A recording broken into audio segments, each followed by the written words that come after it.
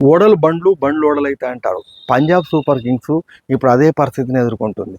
నిన్న ముంబై పైన ఓటమి తర్వాత పంజాబ్ సూపర్ కింగ్స్కి సంబంధించి ప్లే ఆఫ్ అవకాశాల పైన ఇప్పుడు ఒక పెద్ద చర్చ జరుగుతుంది. ఇది ఒక ప్రశ్నార్థకంగా మారింది. ఎందుకంటే వరుసగా ఆది నుంచి 6 మ్యాచ్ల్లో గెలిచి మొట్టమొదట ప్లే ఆఫ్ అవకాశాలు దక్కించుకునే టీమ్గా పంజాబ్ సూపర్ కింగ్స్ ఒక అద్భుతమైన పర్ఫార్మెన్స్ను కనబరిచింది. కానీ రాను రాను మొత్తంగా 5 మ్యాచుల్లో వరుసగా ఓటమి పాలవడంతో ఇప్పుడు దాని ప్లే ఆఫ్ అవకాశాలు అనేటివి ప్రశ్నార్థకమైనాయి. నిన్నటి మ్యాచ్లో మనం చూసాము, పంజాబ్ సూపర్ కింగ్స్ 200 పరుగులు చేస్తే ఒక బాల్ మిగిలిండగానే తిలక్ వర్మ అద్భుతమైన పర్ఫార్మెన్స్తో పాటుగా శార్దూల్ ఠాకూర్ 4 వికెట్ల పర్ఫార్మెన్స్తో మొత్తంగా ముంబై 205 పరుగులు చేసి పంజాబ్ను చిత్తు చేసింది.